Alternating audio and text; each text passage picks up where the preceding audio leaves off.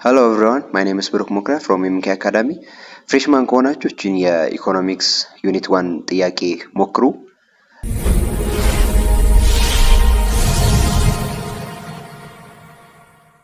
ጥያቄዋ ምን ትላለች? Which of the following best describe the core subject matter of economics?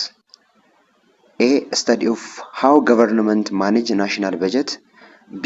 Allocation of limited resource to fulfill unlimited human needs. C. The analysis of stock market trends and investment strategies. D. The historical developments of financial institution. መልሳችሁን አስቀምጡ፣ በኮሜንት አስቀምጡ።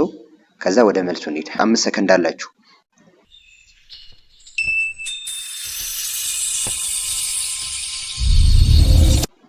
ትክክለኛው መልስ ስናይ ትክክለኛው መልስ ቢ ነው። ለምሳሌ ኤ ላይ ስታዩ ዘ ስተዲ ኦፍ ሃው ገቨርንመንት ማኔጅ ናሽናል በጀት የሚለው የማክሮ ኢኮኖሚክስ አንዱ ሰብራንች ኦፍ ኢኮኖሚክስ ነው እንጂ ጀነራሊ የኢኮኖሚክስ ዲፊኒሽን አይደለም ማለት ነው።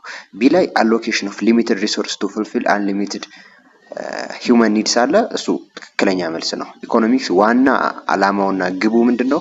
የሰውን ልጅ አንሊሚትድ ኒድ አንሊሚትድ ወንት ፉልፊል ማድረግ ነው ማለት ነው። በሊሚትድ ሪሶርስ ማለት ነው። ያለውን ሊሚትድ የሆነ ሪሶርስ ተጠቅሞ በቻለው አቅም ማክሲመም ሌቭል ቱ ማክሲመም ሌቭል ፉልፊል ማድረግ ነው።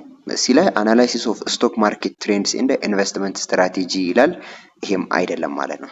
ዲ ላይ ዘ ሂስቶሪካል ዴቨሎፕመንት ኦፍ ፋይናንሻል ኢንስቲትዩሽን እሱም ኢኮኖሚ ኦፍ ሂስትሪክ ቶፒክ ነው። ከኢኮኖሚ ውስጥ ሂስትሪ ቶፒክ ያለው ነው እንጂ እንደዛ ሊሆን አይችልም ማለት ነው።